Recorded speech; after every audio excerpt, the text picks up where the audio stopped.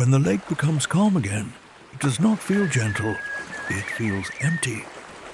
The water stretches past the horizon. Cold, heavy, quiet enough to hide pain. Currents slowly return beneath the surface. Old migration paths reopen. Life begins to move again, carefully. Deep underwater, where light barely reaches, Melotic glides through restored water. Its movement is slow and distant.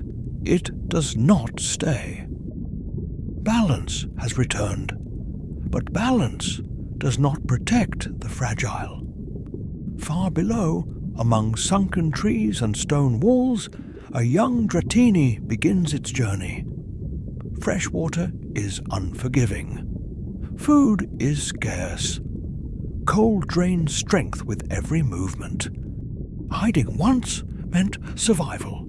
Now it only means slowly fading away. If the Dratini stays, it will weaken. So it leaves. It follows ancient paths carved into the lake long before memory. The crossing is far longer than its small body was meant to endure. Each movement costs strength it cannot replace.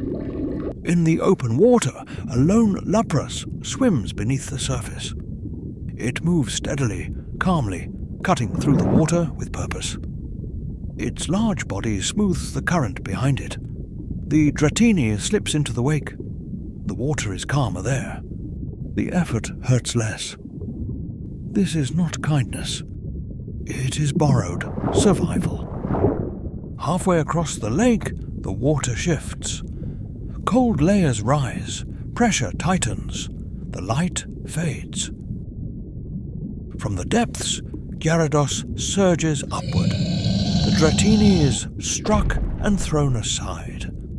Before the predator can turn back, the lapras moves. It places itself between the Dratini and the Gyarados, not to fight, to give time. The Dratini escapes into the current. The lapras is caught.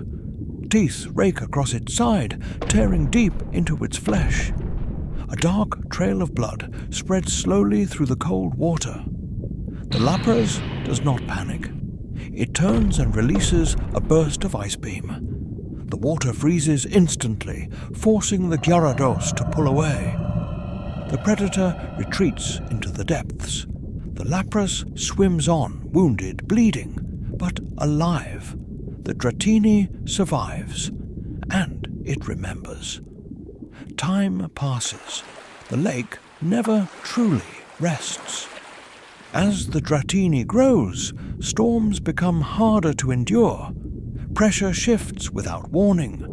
The water demands control its body cannot give. The Dratini changes. It becomes Dragonair. This evolution is not a reward. It is a burden. Dragonair absorb pressure that would tear others apart. Storms weaken around them. The lake calms because they suffer instead. But Dragonair cannot leave the water.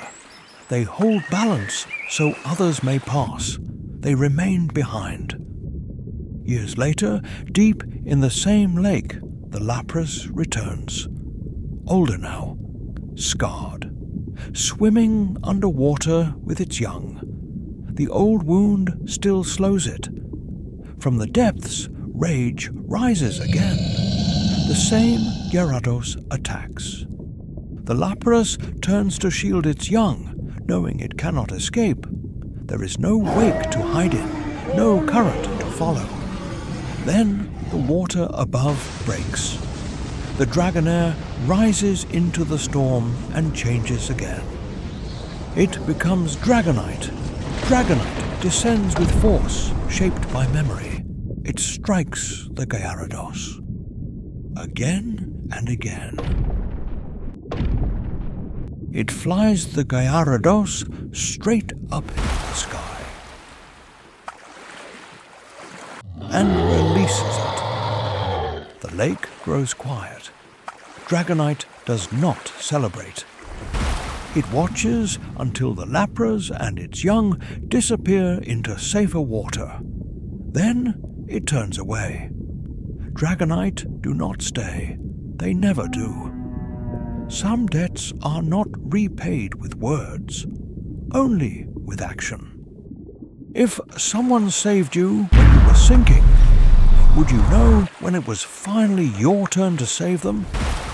Also, what Pokemon would you like for me to do next? Comment below.